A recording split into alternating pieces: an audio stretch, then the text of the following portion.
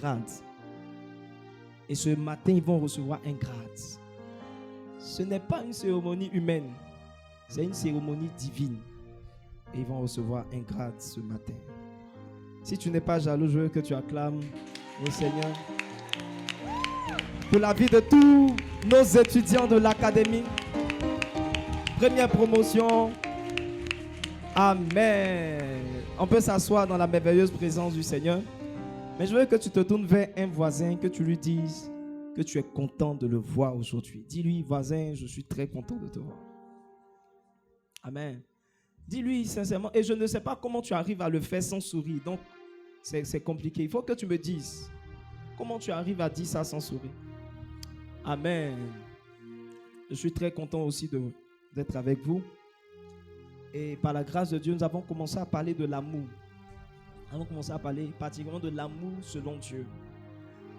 Mais l'amour est quelque chose d'universel. L'amour est quelque chose de puissant. L'amour se voit dans beaucoup de choses. Lorsque je commençais ma relation avec mon épouse, j'avais un problème. Je ne savais pas aimer. Je ne savais pas aimer, pas parce que je ne faisais pas ce qu'il fallait forcément, mais j'avais ma logique en ce qui concerne l'amour. Lorsque j'étais dans des moments de prière, de quête de Dieu, je ne voulais pas être dérangé. Quand je sentais, quand des messages me parlaient pour dire, mon gars, consacre-toi, cherche Dieu. Quand je voyais le numéro de mon épouse, j'étais pas très content. Parce que je me disais qu'elle venait pour me déranger. Et j'étais très froid. Bonjour. Bonjour. Ce qu'elle dit en tout cas. Bonjour. Bonjour bébé, des trucs comme ça. Et je répondais de manière très froide. Elle dit bonjour, oui.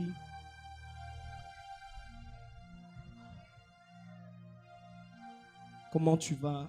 Je vais bien. Et quand ça commençait à trop durer, je faisais comprendre que je suis en train de chercher Dieu. Est-ce que tu peux me rappeler après? Parce que je suis dans quelque chose. Tu ne comprends pas dans quoi je suis.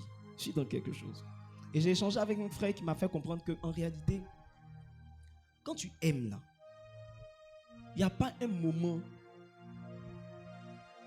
Quand tu aimes Dieu même, en réalité, ça se voit dans ce que Dieu, comment est-ce que tu aimes ce que Dieu te donne. L'amour de Dieu, l'amour pour Dieu va se voir dans la manière dont tu traites ton épouse. Et il m'a fait comprendre qu'en réalité, il n'y a pas un moment où on aime Dieu, on se consacre à Dieu, et puis un moment où vraiment on est en train de donner du temps à son épouse. Si tu aimes Dieu, s'il t'a donné quelqu'un, tu dois avoir du temps, tu dois la chérir, etc., etc. Donc, je comprends par la grâce de Dieu que aimer, c'est vraiment quelque chose de très vaste. Je vous ai dit la dernière fois que Dieu est amour. Cette parole fait comprendre que, en réalité, comme Dieu est vaste et Dieu ne peut pas être compris, de la même manière, l'amour aussi, c'est quelque chose qu'on a besoin d'apprendre, de comprendre. Et si tu es ici, tu es à l'école de l'amour, regarde un voisin et dis, je suis à l'école de l'amour. Amen. Ce que je dis va aider quelqu'un dans son couple. Bon, c'est vrai qu'il n'y a pas vraiment de couple, beaucoup de couples. Mais les quelques couples qu'on a, ça va vous aider vraiment. Alléluia. Ceux aussi qui sont en train de se préparer à entrer dans la chose, ça va les aider. Ceux aussi qui par l'endurcissement sont loin de ces choses, ils vont aspirer. Et pendant qu'ils seront en train d'aspirer, il y aura une grande délivrance. Amen. Donc, la dernière fois, on a essayé de comprendre ce que signifie l'amour. Et on a dit beaucoup de choses. Je ne peux pas revenir en détail sur tout ce qu'on a dit. On a dit par exemple que lorsqu'on aime vraiment Dieu, on va commencer à haïr le monde. On va commencer à haïr le péché. Aimer Dieu et aimer le monde, c'est deux choses contraires. Tu ne peux pas aimer Dieu et aimer le monde. Dans 1 Jean 2,15, la Bible est claire. La Bible dit, celui qui aime le monde, l'amour du Père n'est pas en lui. Comment je peux savoir que quelqu'un n'aime pas vraiment Dieu? C'est lorsqu'il s'est attaché aux choses du monde. C'est quoi les choses du monde? Les choses du monde, c'est les musiques profanes. Les choses du monde, c'est les musiques profanes. Tu ne peux pas être en train de louer, de chanter et de danser des musiques profanes. Des musiques profanes. Comme cette musique bizarre de la Cannes. Une musique païenne, démoniaque, satanique. Vous savez, vous attisez la jalousie de Dieu quand vous faites ces choses. Quand vous dansez ce genre de musique, pour vous c'est de l'amusement. Mais Dieu a mal. Dieu a mal. C'est pourquoi il dit, si vous aimez le monde, celui qui aime le monde, l'amour du Père n'est point en lui. Maintenant, donne-moi Jacques 4. Jacques 4, le verset 4, je crois. Jacques 4, le verset 4. La Bible dit, l'amour du Père n'est point en lui. Maintenant, regardez comment Jacques traduit cela. Jacques va mieux traduire. Jacques 4, je crois, par la grâce de Dieu. Ceux qui m'aident peuvent aussi vérifier. On peut aller? Bon. Jacques 4, verset 4. La Bible dit, adultère que vous êtes. Regardez comment Dieu vous appelle. Adultère que vous êtes. Ne savez-vous pas? Ça veut dire que lorsque tu t'attaches au monde, c'est comme si Dieu se dit que tu es en train de le tromper. Si tu dis tu aimes Dieu et que tu es attaché au monde, aux boîtes de nuit, au maquis et tout le reste, en fait, quand tu fais ça, Dieu se dit que tu es en train de le tromper. C'est pourquoi il dit adultère que vous êtes. Ne savez-vous pas que l'amour du monde est inimitié contre Dieu? L'amour du monde est inimitié. Ça veut dire que l'amour du monde, ce n'est pas juste une petite chose qu'on fait. Danser une musique profane, vivre certaines choses, aller dans les boîtes de nuit, dans les maquis. Pour toi, c'est simple. Pour toi, tu prends juste du bon temps. Mais en réalité, Dieu dit qu'il considère ça comme de l'adultère. Il considère ça comme de l'adultère. Et la Bible dit que c'est une inimitié contre Dieu. Et regardez la suite. Il dit, celui donc qui veut être ami du monde se rend ennemi de Dieu. Donc tous ceux qui sont amis du monde, attachés au monde, qui aiment le monde, ils sont en train de passer dans un autre camp. Ils sont maintenant dans le camp des ennemis de Dieu. Tu sais pourquoi Dieu ne t'aide pas souvent? C'est parce que tu es son ennemi. Tu sais pourquoi Dieu ne t'exauce pas souvent? C'est parce que tu es son ennemi. Et même si pour toi ça mousse actuellement et que tu es dans le monde, laisse-moi te dire une chose. Tu sais, dans un film peut durer 1h30. On a l'impression que le bandit va gagner. Mais laissez-le juste quelques temps. Vous allez voir que le bandit va perdre. Donc tu t'amuses. Si tu t'amuses, Dieu à un certain moment va se lever contre toi. Dieu est tellement patient que il te laisse le temps de changer. Ce n'est pas parce qu'il ne peut rien faire. Certaines personnes sont encouragées par leur vie, par comment est-ce qu'elles avancent. Et se disent, mais si c'était aussi mauvaise que cela, pourquoi les choses allaient avancer? C'est juste une question de temps. Si vous demandez à DJ Arafat, il vous le dira. Amen. Adultère. Regardez le voisin, dis-lui, tu es aussi adultère.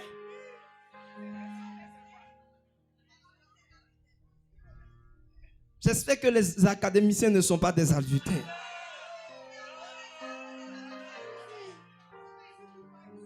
Amen.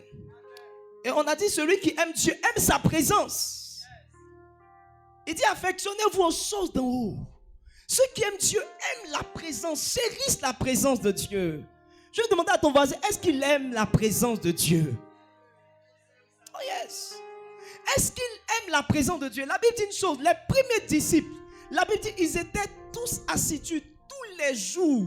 Ils étaient dans la présence de Dieu, mais sur une base régulière, quotidienne. Ils étaient tous les jours à l'église. Je vais demander à ton voisin, si tu aimes Dieu, est-ce que tu aimes aussi venir à l'église? Parce que si tu n'aimes pas venir à l'église, ça veut dire clairement que tu n'aimes pas Dieu. Ils aimaient la présence de Dieu. Que ce soit, la Bible dit, dans le temple et dans les maisons. Que ce soit dans leur maison, que ce soit dans le temple. Ils aimaient, ils chérissaient la présence de Dieu. Il y a des gens ici qui vont chérir la présence de Dieu dans leur maison, dans leur vie de prière, et qui vont aussi chérir la présence de Dieu lors des cultes à l'église. Oh yes. Ceux-là vont se distinguer par leur amour. Jésus a dit à Pierre, il dit, m'aimes-tu plus que ne m'aiment ceux-ci? Il y a des gens qui se distinguent parce qu'ils aiment Dieu non seulement à la maison, mais ils aiment Dieu aussi à l'église. Église, c'est tout. Alléluia. Église, c'est tout. Est-ce qu'ils sont là pour faire? Est-ce qu'ils connaissent?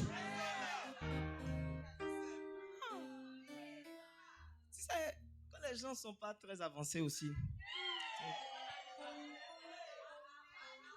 Église, c'est tout.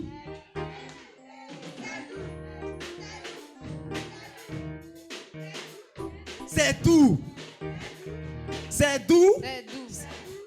C'est doux. C'est doux. C'est doux. C'est doux.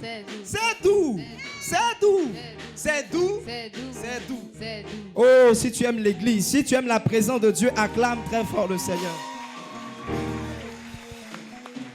Amen. Et la troisième chose que nous avons dit, c'est que ceux qui aiment Dieu ont un cœur pour les âmes. Ils entretiennent les âmes. Vous savez, comment on peut savoir qu'une femme n'aime pas son mari? C'est lorsqu'elle n'aime pas les enfants de son mari. Je ne suis pas en train de mélanger quelque chose, mais c'est clair. Si tu aimes, en fait, tu m'as pris avec des enfants. J'avais des enfants. Tu es venu et tu dis que tu m'aimes. Ça veut dire que tu m'acceptes avec mes enfants, etc., etc. Donc, en réalité, si une femme n'est pas vraiment en train d'aimer les enfants de son mari, je doute qu'elle aime vraiment son mari. Amen. Amen. Donc, si tu aimes Dieu, ça va se voir dans quel est l'entretien que tu as pour les enfants de Dieu. Les enfants de Dieu. Dieu aime ceux qui ne le connaissent pas. La Bible dit que Dieu est capable de laisser 99 brebis pour aller chercher une brebis qui s'est égarée. Dieu aime les âmes. Dieu veut que les âmes soient sauvées. Amen. Et hier seulement, Dieu, je suis sûr que des anges sont venus dans les différentes zones pour faire une liste de ceux qui aiment Dieu. Ils ont fait une liste de ceux qui aiment Dieu. Malheureusement, ils ne t'ont pas trouvé et ils ont fait le report. Ils ont informé Dieu. Il dit, voici la liste. À l'église sacerdoce, si on fait le point, voici la liste de ceux qui aiment Dieu. Est-ce que tu étais à l'évangélisation? Est-ce que tu étais à l'évangélisation? Si on dit aujourd'hui, qui aime Dieu, tout le monde va lever la main. Mais aimer Dieu, ce n'est pas dans les paroles, comme on l'a dit. Aimer Dieu, ça ne consiste pas en paroles, mais en actes. C'est par tes actes qu'on peut savoir si tu aimes Dieu. Aimer Dieu, ce n'est pas juste de dire je t'aime. Aimer Dieu, ce n'est pas juste de pleurer dans sa présence. Aimer Dieu, c'est démontrer qu'on l'aime par des actes. L'amour ne se suppose pas. Je l'ai dit, l'amour se démontre. On doit avoir des preuves que tu aimes le Seigneur. Demande à un voisin, qu'est-ce qui prouve que tu aimes Jésus? Amen. Et je veux qu'on revienne encore sur Jean 21, à partir du verset 15, où on a vu un échange entre Jésus et Pierre. Jean 21, le verset 15. Après qu'ils eurent mangé, Jésus dit à Simon-Pierre, « Simon, fils de Jonas, m'aimes-tu plus que ne m'aiment ceux-ci » Il lui répondit, « Oui, Seigneur, tu sais que je t'aime. » Jésus lui dit, « Paie mes agneaux. » Il lui dit une seconde fois, « Simon, fils de Jonas, m'aimes-tu » Pierre lui répondit, « Oui, Seigneur, tu sais que je t'aime. » Jésus lui dit, « Paie mes brebis. » Wow.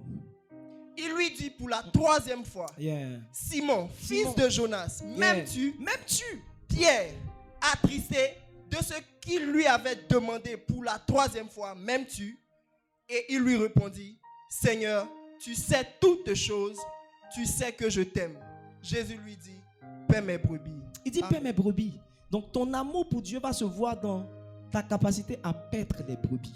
Celui qui n'est pas en train de paître les brebis n'aime pas vraiment Dieu. Est-ce qu'il y a des gens que tu es en train de gagner au Seigneur?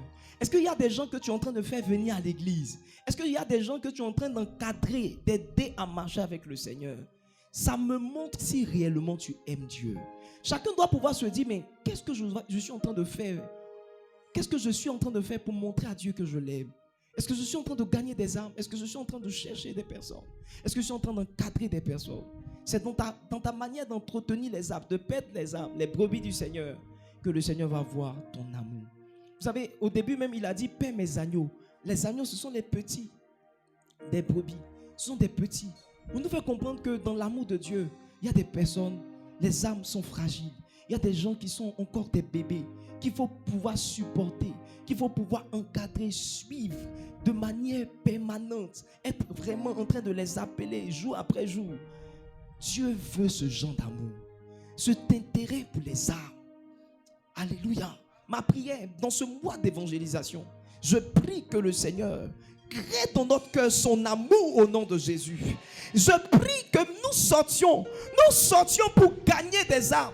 Je prie que nous sortions pour toucher le cœur de Dieu. Je prie que quelqu'un sorte de sa zone de confort.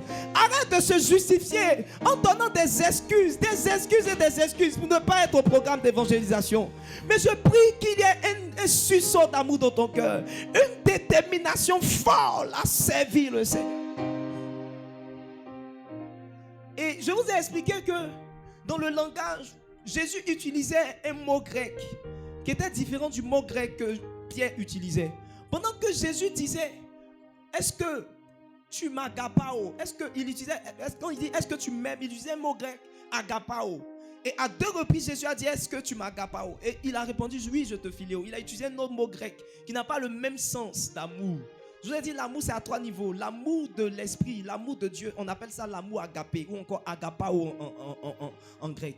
Après, il y a l'amour filial ou philéo en grec, qui est l'amour par exemple d'un père envers son fils. C'est l'amour émotionnel au niveau des émotions. Mais je vous ai dit que l'amour n'est pas un sentiment. L'amour, c'est un commandement. Tu décides d'aimer Dieu. C'est pourquoi Paul dit, il dit, rien ne me séparera de l'amour de Dieu. Aimer Dieu, c'est décider que rien sur la terre ne va prendre ton cœur, rien sur la terre ne va t'éloigner de l'amour de Dieu. C'est une décision, c'est un commandement auquel tu essaies d'obéir. Alléluia. Gloire à Dieu. Amen. Est-ce que tu es là? Et la 3e dimension, c'est l'amour érotique, etc. qui a donné donc éros, le mot éros, qui a donné érotique et tout le reste. Donc c'est l'amour physique et tout le reste. Donc vous devez comprendre que Dieu veut qu'on puisse l'aimer à la dimension de l'amour agapé. Et l'amour agapé est décrit dans 1 Corinthiens 13. Je veux qu'on lise juste un peu. 1 Corinthiens 13, on va lire un peu à partir du verset 4. La Bible va commencer à décrire cet amour-là. C'est vrai qu'on ne va pas rentrer dans les détails, mais ça va quand même nous orienter par la grâce de Dieu. 1 Corinthiens 13, le verset 4. Oui. La charité est patiente. Elle est pleine de bonté. La charité n'est point envieuse. Donc là où on parle de la charité, dans d'autres versions, on dit l'amour. Donc on parle de l'amour ici. On dit l'amour est quoi? Patient. Patient, bon, continue. La charité ne se vante point. Oh, yes. Elle ne sent point d'orgueil. Elle n'est pas orgueilleuse, oui. Elle ne fait rien de malhonnête. Rien de malhonnête. Elle ne cherche point son intérêt. Elle ne cherche point son intérêt. Elle ne s'irrite point. Elle ne se fâche point. Elle ne soupçonne point le mal. Oh yes. Elle ne se réjouit point de l'injustice, mais elle se réjouit de la vérité. Wow. Elle excuse tout. Elle excuse tout. Elle croit tout. Elle croit tout. Elle espère tout. Elle espère tout. Elle supporte tout. Une personne qui n'est pas prête à excuser tout, à croire tout, à espérer tout et à supporter tout n'aime pas vraiment selon Dieu. Excusons. Le peuple de Dieu était-il là? Excuse, crois, espère. Là où même, ça a tué même. Supporte.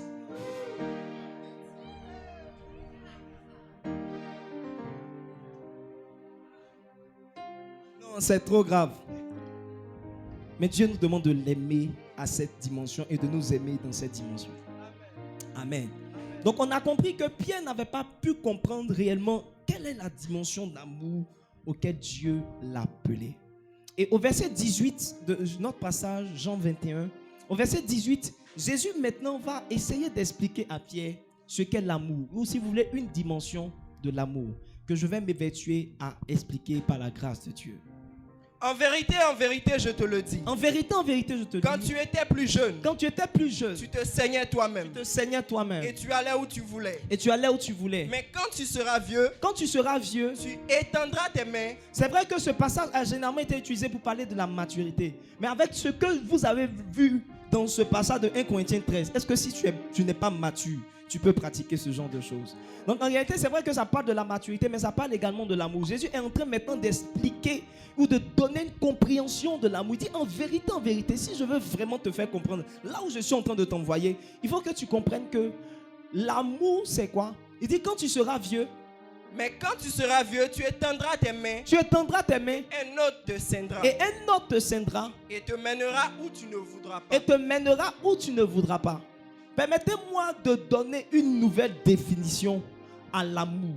L'amour, c'est l'art d'aller là où on ne veut pas, ou l'art de faire les choses qu'on ne veut pas faire. Qui est avec moi? L'amour, c'est quoi? L'art d'aller là où on ne veut pas, ou l'art de faire les choses qu'on ne veut pas faire. Amen. Alléluia. Et aujourd'hui, c'est le jour de la graduation de l'académie. Et par la grâce de Dieu, je vais mixer la formation et en même temps l'amour. Alléluia. Vous savez, si aujourd'hui on parle de graduation, c'est parce qu'il y a des gens qui ont accepté qu'on les conduise là où ils ne voulaient pas. Pourquoi tout le monde n'est pas gradué? Parce qu'il y a des gens qui n'ont pas accepté qu'on les conduise, on leur contraigne de rester jusqu'à une certaine heure, qu'on leur contraigne de faire tous les jours, pendant des mois et des mois, un cours qui semblait ne jamais finir. Il y a des gens qui n'ont pas voulu se laisser conduire parce qu'ils n'aiment pas vraiment. Quand tu aimes vraiment, tu te laisses faire. Quand tu aimes vraiment, tu te laisses faire. Ça ne t'arrange pas, mais tu laisses. N'interprétez pas mes mots d'une certaine manière. J'ai senti une soeur dire, merci Seigneur. Alléluia. Aujourd'hui, c'est un culte spécial où nous allons reconnaître des personnes qui ont accepté d'étendre leurs mains pour que notre personne les conduise là où ils ne voulaient pas. Donne-moi Matthieu 11, le verset 29. Matthieu 11, à partir du verset même 28. À partir du verset 28. Matthieu 11, le verset 28. Yeah. Venez à moi, vous tous qui êtes Il fatigués. dit, venez à moi, vous tous qui êtes fatigués, Et je vous donnerai du repos. et je vous donnerai du repos. Prenez mon joug pour vous. Oh yes. Et Vous savez, recevez mes instructions. certaines personnes sont fatiguées, certaines personnes ont des problèmes, mais elles ne veulent pas venir à Christ. Elles ne veulent pas venir à Christ. Elles ne veulent pas faire ce que Jésus leur demande de faire. Jésus veut t'aider. Jésus veut te libérer de tes peines, de tes challenges. Il veut t'aider. Il veut t'aider. Comme il a aidé ces personnes. Jésus veut t'aider. Mais tu ne viens pas à lui. Maintenant, comment est-ce qu'on peut venir à Jésus? Verset 29. Prenez mon joug sur vous. Il dit, prenez mon joug sur vous. Et recevez mes instructions. Ça dit, il faut que tu acceptes de faire quelque chose que tu ne veux pas faire. Prendre le joug de Dieu. Et fais quoi? Car je suis Et doux recevoir les instructions de Dieu. Il dit quoi? et recevez mes instructions, car je suis doux et humble de cœur. Et vous trouverez du repos pour vos âmes. Amen. Regardez maintenant ce que la version Semeur va traduire. Il dit, prenez mon joug sur vous. Et regardez, il dit, et mettez-vous à mon école. Jésus dit, j'ai du repos pour vous. Je veux vous décharger de certaines souffrances. Mais pour que je le fasse, vous devez venir à moi. Venez à moi comment? Lorsque vous allez prendre votre joug, vous allez accepter qu'on puisse vous dire des choses que vous n'aimez pas, que vous n'appréciez pas, que vous puissiez prendre le joug de rester assis pendant des heures pour entendre des instructions. Quand vous allez venir à l'école, il dit quoi? Car je suis doux et humble de cœur, et vous trouverez le repos de vos âmes. Donne-moi parole vivante si tu l'as. Ou parole vivante. Regardez ce qu'il dit. Il dit, acceptez de vous laisser diriger par moi. Parole vivante dit, acceptez de vous laisser, pas parole de vie, parole vivante, acceptez de vous laisser diriger par moi. Regardez ce que Jésus dit. Il dit acceptez, parce qu'il y a des gens qui n'acceptent pas. Il y a des gens qui n'acceptent pas. Mais Jésus te dit aujourd'hui, accepte d'être dirigé par lui. Il dit, et mettez-vous à mon école. Acceptez de vous laisser diriger par moi et mettez-vous à mon école. Car de tout cœur, je suis doux et humble. Ainsi, votre vie trouvera son épanouissement dans le repos. Ainsi, votre vie trouvera son épanouissement dans le repos. Venez à mon école. Laissez-vous diriger par moi. Aimer Dieu, c'est l'art de faire des choses qu'on ne veut pas faire. Mais qu'on ne peut faire que par amour. Ce matin, je veux te parler. Oh yes. Vous savez, au début, l'une des choses qui m'a vraiment béni, à un certain moment dans ma vie chrétienne, c'est les camps. C'est les camps. Les camps m'ont particulièrement béni. Mais j'étais quelqu'un qui n'aimait pas les camps. J'étais à Yamoussoukro. Donc, à Yamoussoukro, quand on est en congé de Pâques en particulier, où se fait les camps régionaux, il y a les camps donc particulièrement de l'asepsie ou de la jeunesse de l'église. Quand ces camps se faisaient, je ne pouvais pas parce que l'année était compliquée. L'année était vraiment difficile. Au lycée scientifique, ça, c'est pas du jeu. Quand Jésus dit, vous tous qui êtes fatigués, chargés. J'étais vraiment fatigué, chargé. Donc pour moi, il fallait retourner à la maison pour se ressourcer, manger un peu les quelques foutous de maman pour revenir en force. Donc quand j'entends les camps, les gars disent c'est dans le congé de Pâques, non, 4 jours, 5 jours. Je dis ok. Quand les congés arrivent, je prends mes bagages, je gagne en temps. Je n'ai jamais fait des camps. Jusqu'à un certain moment où j'ai commencé à grandir. Vous savez, quand vous mûrissez, il y a des choses que vous n'aimez pas faire, que vous allez commencer à faire. C'est pourquoi bientôt on aura aussi la retraite du sacerdoce. Beaucoup n'ont jamais participé à cette retraite. Parce que tu veux faire ce que tu veux. Tu ne veux pas suivre les instructions de Jésus. Tu ne veux pas faire. Il dit, laissez-vous diriger par moi. Il faut que tu acceptes de te laisser diriger par Jésus. Et je vous assure que quand j'ai commencé à participer au camp, mes plus grandes bénédictions, j'ai appris la délivrance dans un camp. J'ai appris c'est quoi la délivrance dans les camps. La première fois que j'ai vraiment fait la délivrance de, comme on dit, de A à Z, prendre quelqu'un en entretien jusqu'à faire sa délivrance, c'était au camp. Moi-même quand je partais, je ne savais même pas sur quoi je comptais. J'avais mon grand frère, on a fait un cours intensif sur la délivrance, m'expliquer un peu comment on fait. Quand je suis arrivé, j'ai pris mes gens, j'ai fait l'entretien, la cul d'âme. Après ça, j'ai prié, j'ai chassé les démons. J'ai senti que j'étais devenu dangereux. J'ai senti que l'onction avait commencé à monter.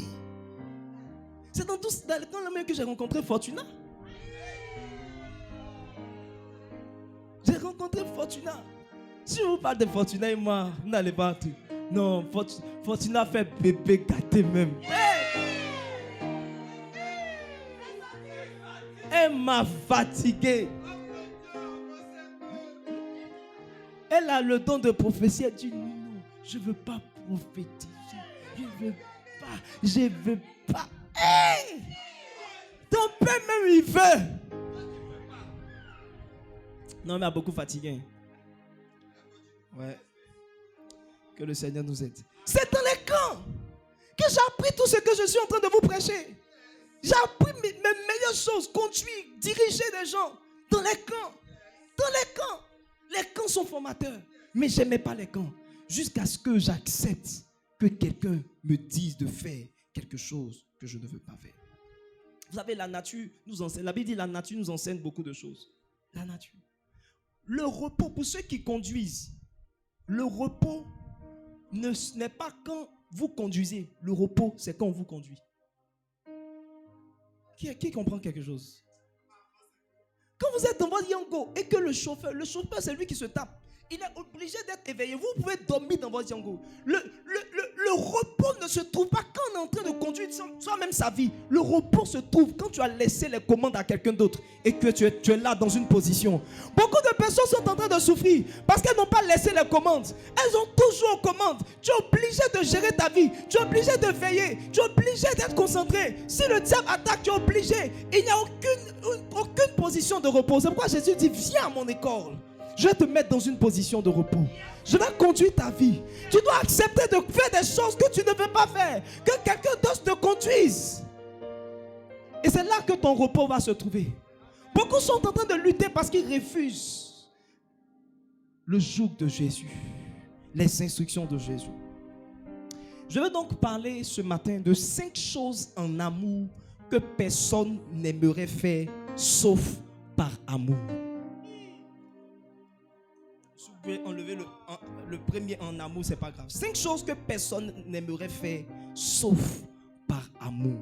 5 choses que personne n'aimerait faire sauf par amour. Est-ce que je peux avancer? La première chose donc c'est patienter. Patienter. Vous savez, l'une des choses que les hommes n'aiment pas faire, c'est attendre. Attendre est contraignant. Attendre, patienter, ça retarde. Imaginez-vous que vous êtes en train de partir quelque part. Vous avez un rendez-vous à une certaine heure. Et qu'il y a quelqu'un qui dit, je viens te chercher. Et il n'est pas là à l'heure que tu as fixée. Ça risque de te retarder. Patienter retarde.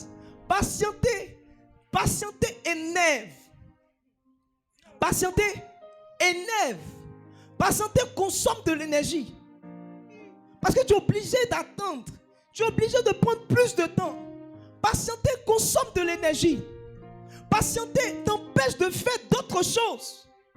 Tu aurais pu, si tu savais qu'il allait venir à cette heure-là, tu serais en train de faire autre chose. Mais il a dit, il va venir à 7 heures. Tu t'es réveillé plus tôt. Tu as écouté ton sommeil. Tu t'es levé plus tôt. Tu as le temps de faire tout ce que tu devais faire pour être prêt à 7 heures. Et à 7 heures, il n'est pas là. À 7h30, il n'est pas là. Tu aurais pu faire quelque chose. Les hommes n'aiment pas patienter. Les hommes n'aiment pas patienter. En amour, lorsqu'un homme va faire la cour à une femme, l'une des choses qu'il n'aime pas, c'est patienter. Non, je vais te revenir. Non, je vais prier et puis je vais te donner la réponse. J'ai persécuté ma femme. J'ai persécuté ma femme. Elle dit, elle va prier, elle va réfléchir. Dans quelques jours, je l'appelle, je lui dis, c'est comment? Ma réponse là, c'est comment? Elle dit, je suis toujours en prière. Prière comment? Dieu prend combien de temps pour parler? Dieu prend combien de temps pour parler? Il faut apprendre à patienter. Quand tu aimes, il faut apprendre à patienter. Je l'ai persécuté. En tout cas, je l'ai persécuté. Mais ne faites pas ça. Souvent, quand tu veux ta réponse aussi, ça vient. Tu veux forcément que je te donne une réponse. C'est non. Je te dis, je vais réfléchir. Tu dis forcer de donner la réponse. Ok, donc c'est non. Donc ne faites pas ça chez vous. Moi, je l'ai persécutée. Elle m'a donné sa réponse en 2 mois, 2 jours, je me rappelle.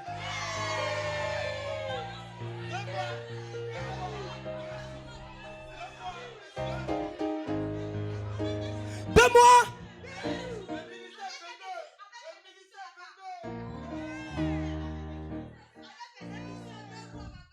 Je l'ai persécuté. Il m'a donné. Je lui ai parlé le 25 juillet 2009.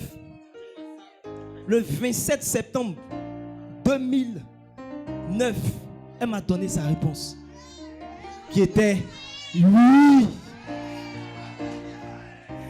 Après 2 mois et 2 jours d'attente, recevoir une telle réponse, c'est trop intéressant.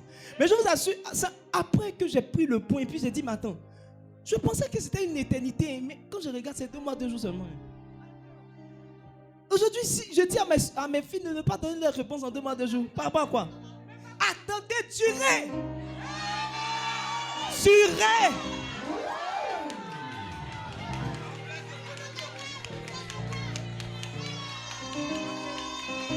Durez. C'est trop facile. Il va venir et puis rapidement. C'est pas chic. Quand tu dis rapidement, c'est pas chic. Il y a une soeur, Dieu lui a parlé, Dieu lui a montré son homme. Dieu lui a montré son homme, Dieu lui a parlé, Dieu lui a montré son homme. Et le frère, lui aussi, lui c'était un homme high spirit, il priait, lui tout ça, mariage, c'était pas. Donc Dieu lui a imposé, il dit prie, commence à prier pour la soeur. Il a commencé à prier. À un certain moment, il a arrêté même, il dit c'est bon Seigneur, je veux me consacrer, je cherche ta face. Dieu dit prie encore. Il a prié, jusqu'à un certain moment, il allait vers la soeur. Il lui a dit vraiment, je t'aime, je vais être avec toi. Et quand il lui a dit ça, elle lui a dit que moi-même Dieu m'a dit ça. Oui, le même jour, elle a dit oui, c'est pas tout. C'est tout pour les frères.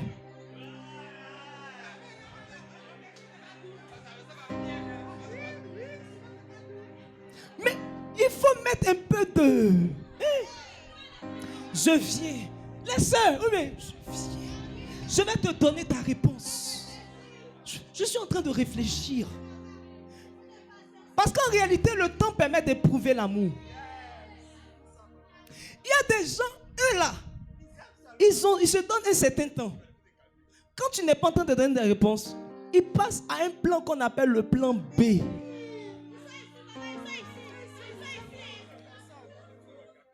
Donc, quand au final tu apprends que il est déjà en train de chercher une autre soeur, tu comprends que ce frère-là, il n'était pas sérieux.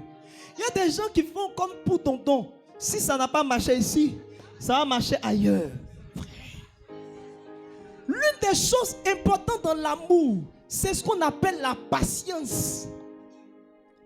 Quelqu'un qui n'est pas prêt à patienter ne vous veut pas. Je dis, quelqu'un qui n'est pas prêt à patienter, il ne vous veut pas. C'est un opportuniste.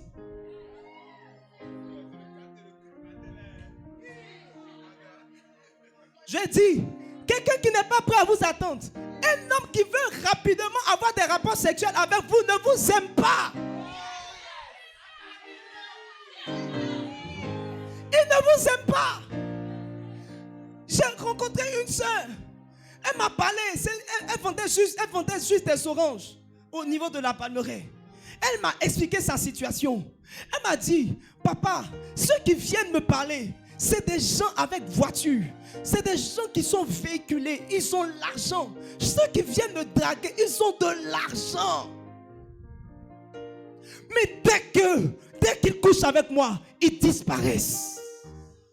Et ce n'est pas arrivé une fois. Ça est arrivé plusieurs fois. Et pendant qu'elle me parlait, le Saint-Esprit m'a dit, regarde, en fait, elle a appelé à avoir quelqu'un de riche. Mais le diable essaie de lui faire vivre ce qu'elle doit vivre plus tard, maintenant, pour ne pas que cela arrive dans la suite. Certaines sœurs se marient avec des gens pauvres, pas parce que c'était leur destinée, mais parce qu'elles ont gaspillé leurs opportunités plus tôt. S'il ne peut pas attendre, c'est qu'il ne t'aime pas. Il veut rapidement finir avec toi et puis gagner en temps. Il veut couper des dents. Et les frères sont vicieux. Les frères, il faut que je vous parle. Vous êtes très vicieux. Vous êtes avec une soeur. À un certain moment, tu dis c'est ma fiancée, mais tu la touches, tu l'appuies. C'est quelle fiancée qu'on appuie? Je vais descendre.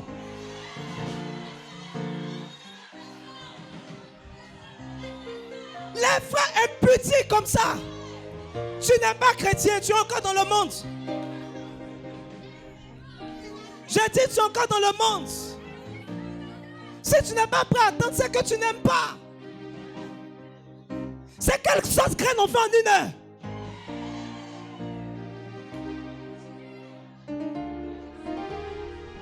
Le pasteur Yannick Djati dit qu'il y a une fille qu'ils ont reçue, fille de maison. Elle a commencé à préparer à 10h, à 11h, elle dit, sauce graine est prête. Qui va manger ça? Laisse le temps pour que ça puisse bien cuire. Le jour du mariage, tu prends un hôtel sur une des îles. Hein? Tu prends un hôtel sur une des îles. Et là maintenant, la sauce reine est prête. Ça a duré longtemps.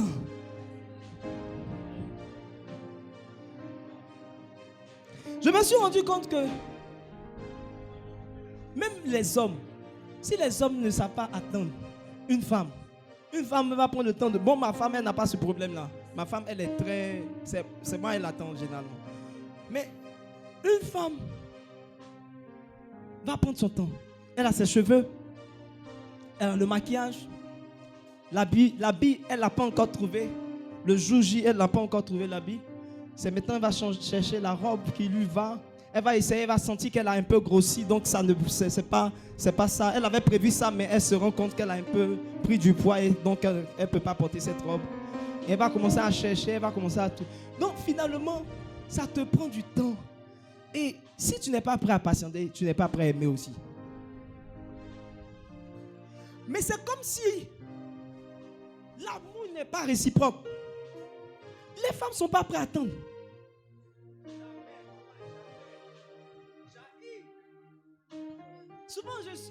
Souvent je suis dans les warren et j'entends des choses. La soeur, bon pas la soeur, je ne sais pas si c'est la soeur. En tout cas la fille, elle appelle. Elle est presque arrivée à son arrêt. Oui, je suis bientôt arrivé. Hein. Tu es où? Donc tu n'es pas encore arrivé. Donc moi de t'attendre quoi? Je dis mais attends. Si hier c'est lui qui t'a attendu. Pourquoi demain, c'est pas... Apparemment, les sœurs n'aiment pas qu'on attende. Je ne sais pas pourquoi, mais je comprends aussi que c'est vrai. Parce qu'elles ont trop de choses à faire pour que ce soit elles qui viennent t'attendre. Mais il y a aussi les chrétiens qui aiment les choses rapides. On les appelle les chrétiens fast-food.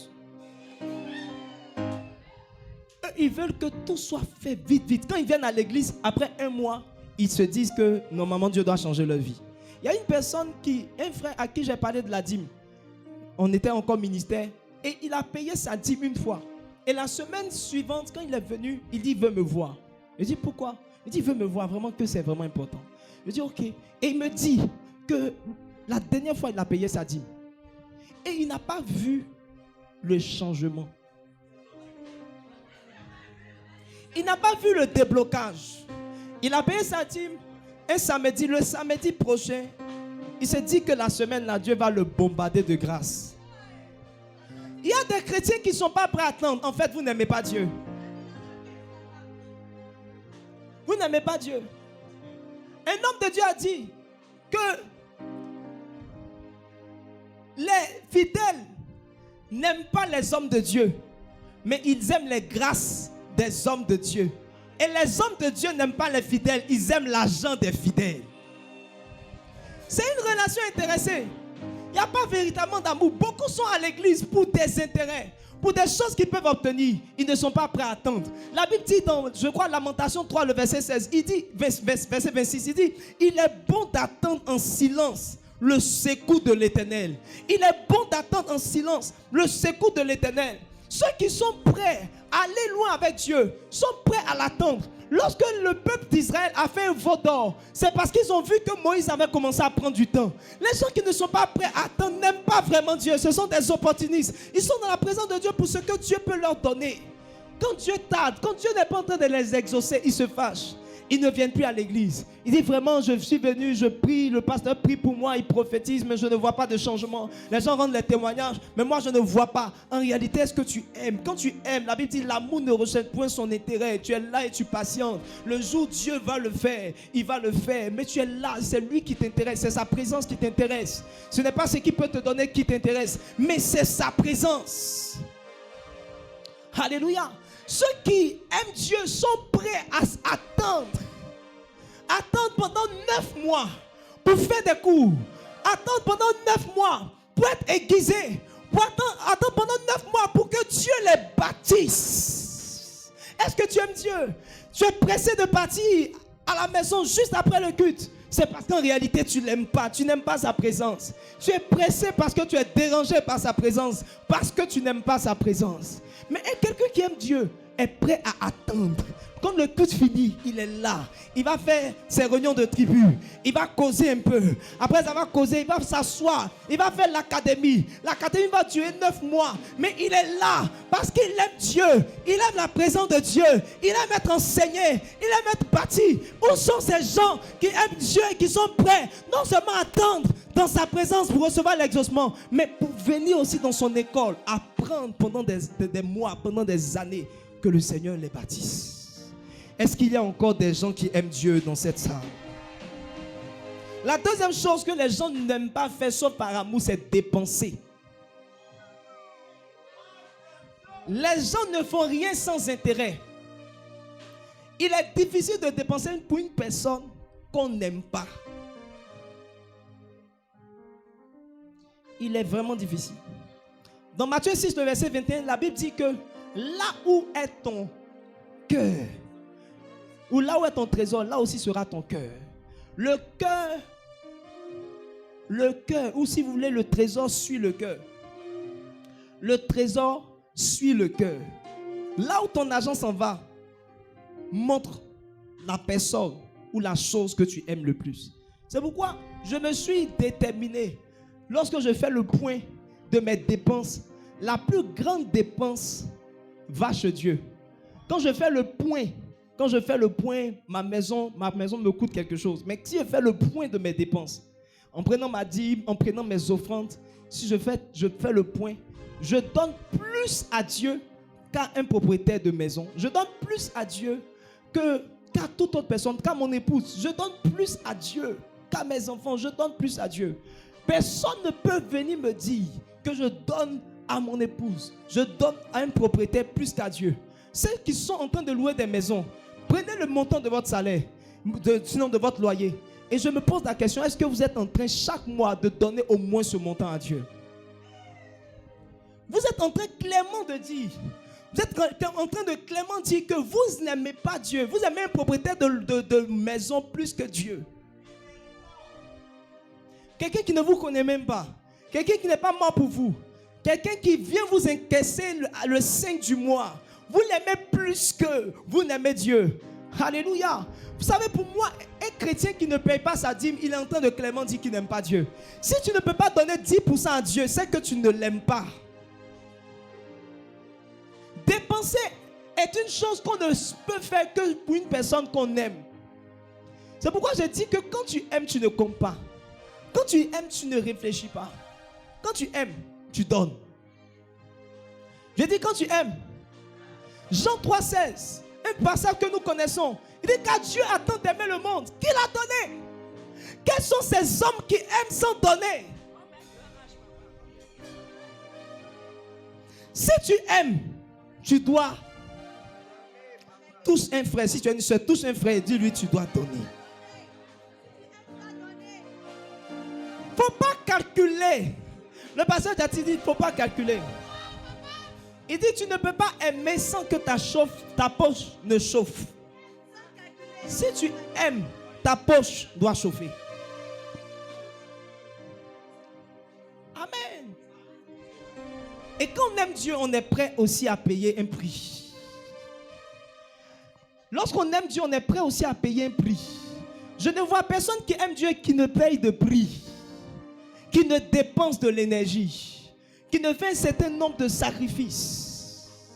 Quand vous lisez la parole de Dieu, la Bible dit clairement que Dieu nous a aimés et il a livré son fils. Il a donné, il a fait des sacrifices. Dieu fait des sacrifices parce qu'il l'aime. Et ceux qui aiment Dieu font aussi des sacrifices.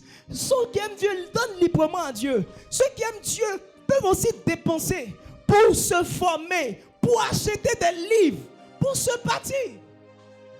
Je n'ai jamais vu quelqu'un qui suit un homme, qui suit quelqu'un sans dépenser. Si tu suis Christ, ça va te demander de payer un certain prix. Oh yes. Même l'académie vous demandera de payer un certain prix. De payer un certain prix. Vous asseoir pendant 9 mois, pendant des heures, pour recevoir un enseignement, c'est un prix qu'il faut que tu acceptes de payer. Et même pour être en toge, pour être dans ces vêtements, il faut payer quelque chose. Pour participer aux retraites, il faut payer quelque chose. Mais quand tu aimes, tu ne regardes pas toutes ces choses. Quand tu vois quelqu'un qui est tout le temps en train de dire, oh c'est coûteux, oh c'est ceci, oh il y a l'argent, oh en fait, tout ce qu'il est en train de dire, c'est qu'il n'aime pas. C'est qu'il n'aime pas. C'est bizarre. La Bible dit, le jour, la fois où Dieu parle d'amour, il dit on ne peut pas aimer Dieu. Il parle aussi de mammon. Votre manière de traiter l'argent est une preuve que vous aimez Dieu ou pas. Cette année, nous allons lancer encore l'Académie du Saint-Esprit. Il faut que tu acceptes de payer un certain prix. S'il faut, quel que soit le montant de l'inscription, il faut payer pour venir t'asseoir et suivre les cours. La troisième chose que les gens n'aiment pas faire sauf par amour, c'est la troisième chose que les gens n'aiment pas vivre. C'est la perte de la liberté. Ceux qui ne veulent pas perdre leur liberté ne peuvent pas aimer. Je mets liberté entre griffes. Parce qu'en réalité, c'est en le faisant que tu es vraiment libre. C'est ça. Vous savez, les philosophes, là, vous connaissez des trucs. On dit, voilà, que liberté, il y a des passages, des paroles comme ça. Il dit que si tu te permets de faire toutes sortes de choses, en réalité, c'est là que tu vas te mettre sous un certain joug. Vous connaissez ces citations. Donc, en réalité, c'est quand même tu es en train d'abandonner ta liberté, de suivre les lois. C'est ça, non? Il y avait un truc comme ça. Suivre les lois, ça participe à la liberté. Donc, lorsque vous aimez, l'une des choses que vous allez perdre, c'est votre liberté. Tu ne peux pas tout faire quand tu aimes. Tu ne peux pas tout faire. Déjà, quand tu es marié, tu ne peux plus. En fait, déjà, même quand tu es engagé, tu ne peux plus aimer une autre femme. Tu n'as plus la liberté d'aimer une autre femme. Pourquoi plusieurs de nos sœurs sont encore célibataires? Parce qu'elles ne veulent pas que quelqu'un leur dise de préparer et de faire le ménage. Le fait qu'elles ne veulent pas perdre leur liberté fait qu'elles sont aussi dans les chaînes du célibat. Amen. Les gens n'aiment pas perdre leur liberté. Je suis là, je fais ce que je veux, je veux rentrer à l'heure à laquelle je veux. Imagine, on t'appelle. À 18h, tu es où? Non, j'aime pas ça. J'aime pas ça. Je vais aller, je cause avec mes collègues, on rit, on bavarde, after work, etc. etc. Il n'y a pas quelqu'un qui va m'appeler pour dire, chérie, tu es où? Tu es où? Je suis où, comment? Et il y a certaines personnes qui ont commencé à cafouer lorsqu'on a commencé à leur poser des questions sages et intelligentes. À 18h, normalement tu finis ton boulot à 17h. Par rapport à la proximité, à 18h30, tu devais être à la maison. On t'appelle, monsieur, on t'appelle pour te demander tu es où et tu commences à t'énerver. Donc je suis un enfant ou bien je suis un enfant comment? On ne peut pas t'appeler pour te demander tu es qui? Donc chaque mouvement, tu veux savoir mes mouvements. Je dis tu n'es plus libre. Tu n'es plus libre. Ta liberté se trouve dans le respect des lois. C'est là que tu es libre. Tu es libre. Oh yes. Quand c'est pour manger foutu là tu... Quand tu t'appelles pour te demander tu veux manger quoi, là tu ne te fâches pas.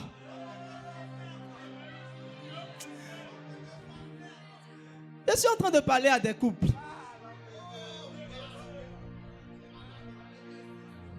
Oh yes.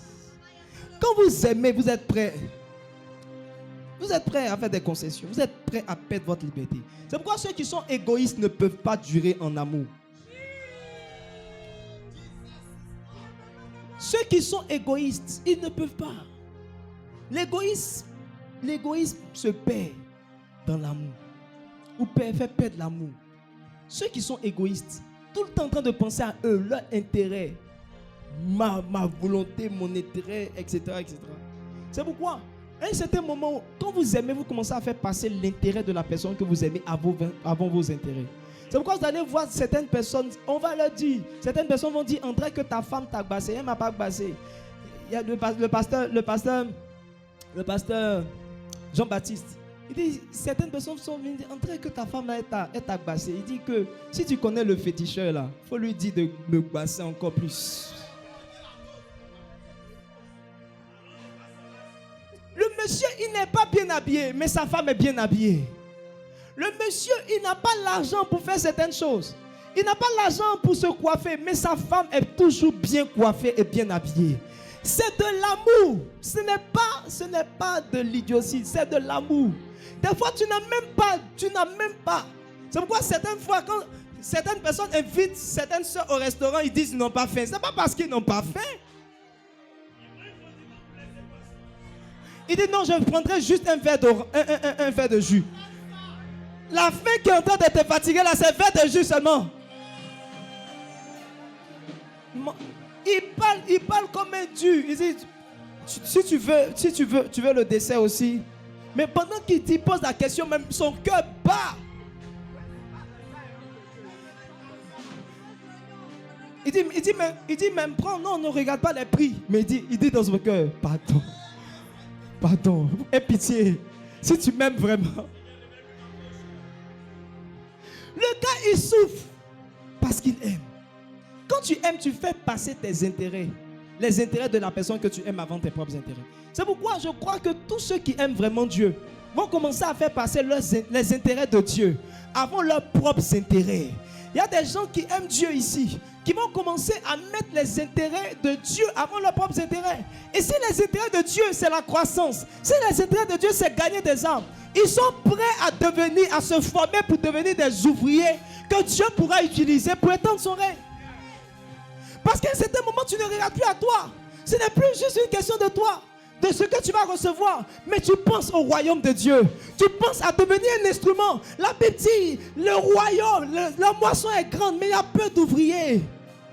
Il y a peu d'ouvriers dans toute cette église. Regardez ceux qui sont gratuits. La moisson est grande, mais il y a peu d'ouvriers. Quand tu aimes Dieu, à un certain moment, tu ne regardes plus toi. Mais tu commences à regarder les intérêts de Dieu. Dieu veut gagner plus d'âmes. Dieu veut amener plus de personnes dans sa maison. C'est pourquoi même si je dois laisser quelque chose d'important pour aller à l'évangélisation, je suis prêt à le faire.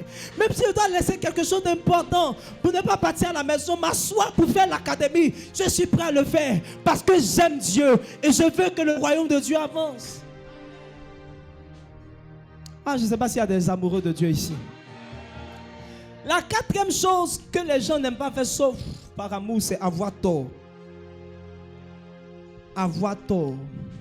Les gens qui n'aiment pas avoir tort, en fait, n'aiment pas réellement. Quand tu aimes, tu dois être prêt à avoir tort. Alléluia. Si vous voulez aimer, vous devez reconnaître vos erreurs et même vous excuser. C'est pourquoi il dit venez à moi, vous tous qui êtes fatigués et chargés. Vous savez, il y a une intimité que tu ne peux pas avoir avec ton épouse tant que tu es tout le temps en train de présenter la personne forte, la personne qui sait tout, la personne qui comprend tout. Il y a une intimité. Pour que l'intimité se construise, il faut de la sincérité. Il faut de la sincérité. Où tu parles, il y a des fois où avec mon épouse, on se parle cœur à cœur. On se dit réellement, je lui expose mes faiblesses, je lui expose mes difficultés. Devant elle, je suis un enfant, je suis un bébé, je ne suis rien, je ne suis pas... Mais ça permet de construire quelque chose. C'est pourquoi les orgueilleux ne tuent pas dans les relations. Parce qu'ils ne veulent pas jamais avoir tort. Ils ne veulent jamais paraître faibles. Ils veulent toujours être forts. Ils veulent toujours paraître la personne qui est forte. Mais dans l'intimité, on vient, on s'expose. On expose ses faiblesses. La Bible dit que Adam et Ève étaient nus, mais ils n'en avaient point honte. Quand tu vis une relation d'amour avec Dieu, c'est que tu es prêt à exposer tes faiblesses, les reconnaître pour que le Seigneur puisse t'aider. Il dit, venez à moi, vous tous qui êtes fatigués. C'est pourquoi, en ce jour, nous sommes en train de parler de graduation de l'académie. Certaines personnes devraient reconnaître leurs faiblesses et dire, c'est vrai, il y a un certain niveau de connaissance que je n'ai pas. Il y a un niveau de connaissance, de compréhension, de relation avec Dieu que je n'ai pas, que je veux bâtir. Il y a un niveau de relation avec Dieu que je veux avoir. Je ne connais pas encore grande chose sur la prière. Je ne connais pas encore grande chose sur la consécration, sur l'intimité avec le Saint-Esprit. J'ai besoin d'apprendre. Quelqu'un qui ne reconnaît pas ses torts ne peut pas grandir en amour. Si tu veux grandir dans ton intimité, dans ta relation avec Dieu, il faut que tu commences par reconnaître que tu es faible, que tu as des limites, que tu as besoin d'apprendre. Tu dois venir à l'école de Dieu. Il dit, venez à mon école. Quand tu aimes Dieu, tu acceptes qu'il t'enseigne. Tu acceptes de t'abandonner à lui, de reconnaître que tu ne comprends pas certaines choses, que tu as tort à un certain niveau. Il dit, toute écriture est inspirée de Dieu, utile pour enseigner, utile pour convaincre, utile pour corriger. Corriger, c'est parce que quelqu'un a fait une erreur. Quelqu'un n'a pas compris la chose. La Bible dit qu'il enseignait la parole avec exactitude. Mais lorsque Aquilas et Priscille sont venus, ils ont enseigné la parole avec plus d'exactitude, de manière plus exacte. Il y a des choses que tu n'as pas très bien compris dans la parole. Tu lis la parole de Dieu, mais tu ne la comprends pas. Et tu ne veux pas reconnaître ton tort. Tu ne veux pas reconnaître qu'il y a des choses que tu ne maîtrises pas. Et tu ne veux pas que le Seigneur te corrige ta manière de faire, corrige ta manière de voir les choses.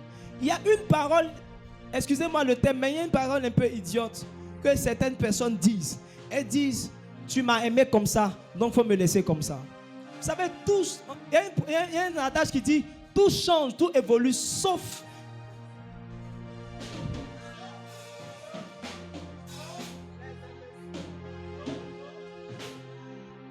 Tout change, tout évolue. C'est comme ça que tu m'as trouvé. Faut me laisser comme ça. Non, quand on aime, on doit être prêt à avoir tort. Et ça me permet de terminer avec ce point très important, c'est changer. Changer. Changer. Les gens n'aiment pas changer leurs habitudes. Les gens ne veulent pas changer ce qu'ils sont. Ils veulent qu'on les accepte tels qu'ils sont. La Bible dit, il y avait quelqu'un qui était dans la présence de Dieu, il était nu. Et Jésus lui a demandé, mais qu'est-ce que tu fais ici? On l'avait trouvé nu dans la rue. Quand il est venu, il n'a pas voulu se vêtir, se mettre, connaître un changement, faire des réaménagements. C'est pourquoi le Seigneur dit qu'à un certain moment, tu étends ta main et quelqu'un d'autre te conduit. Avoir tort, c'est reconnaître qu'on est limité et qu'on a besoin d'étendre nos mains. Vous dites, là, conduis-moi, corrige-moi, apprends-moi ce qui est bon. Apprends-moi à connaître le Seigneur. Et je veux changer.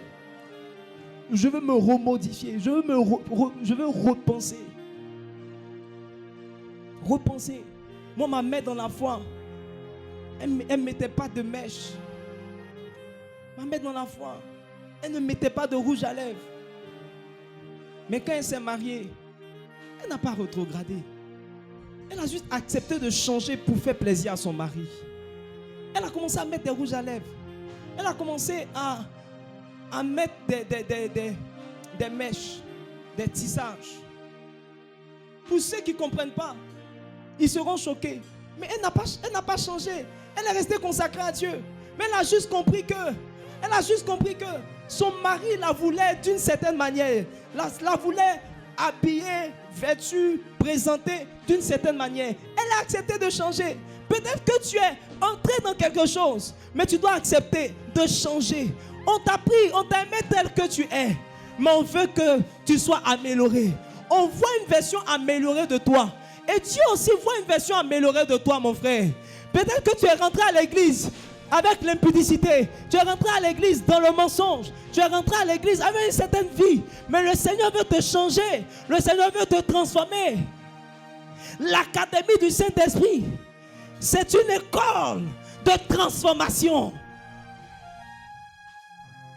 Et quand tu aimes, tu acceptes de te remodifier.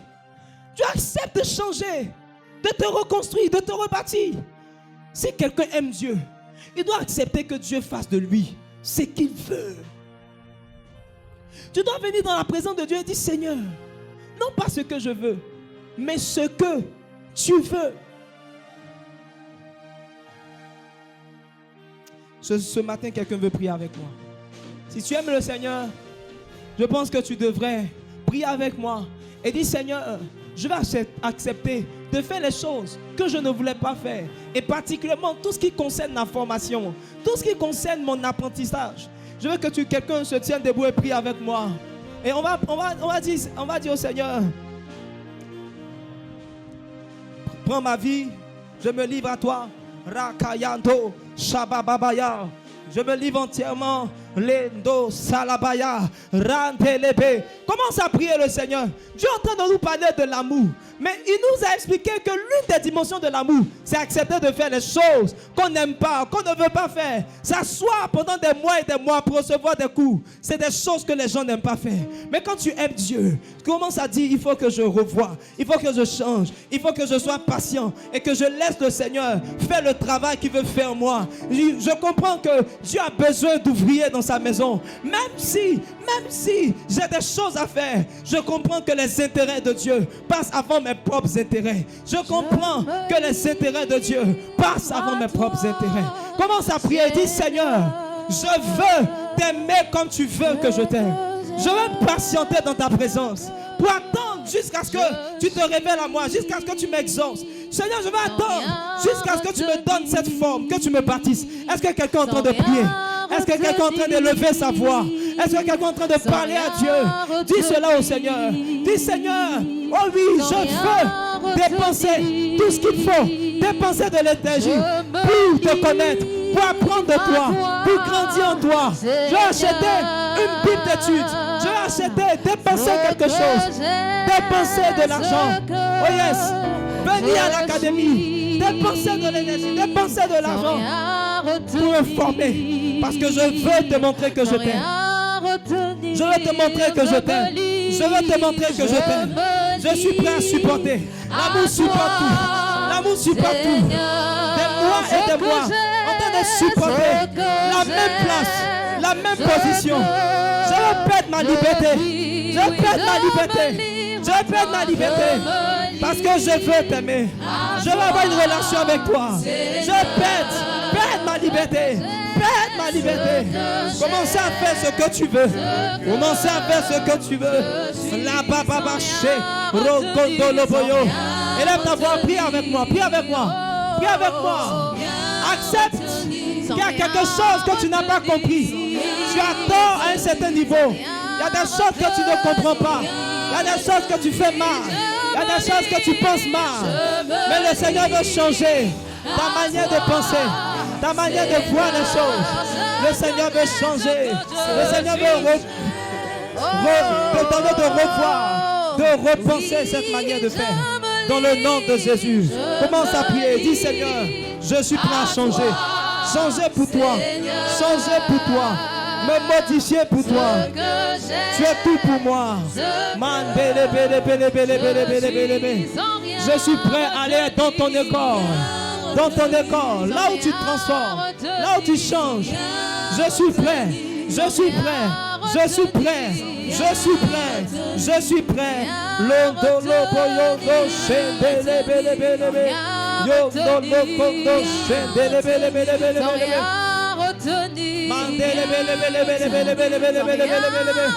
Prie le Seigneur qui te donne la grâce de t'asseoir, pour qu'il te baptise, pour qu'il s'aime en toi, pour qu'il fasse de toi ce qu'il veut.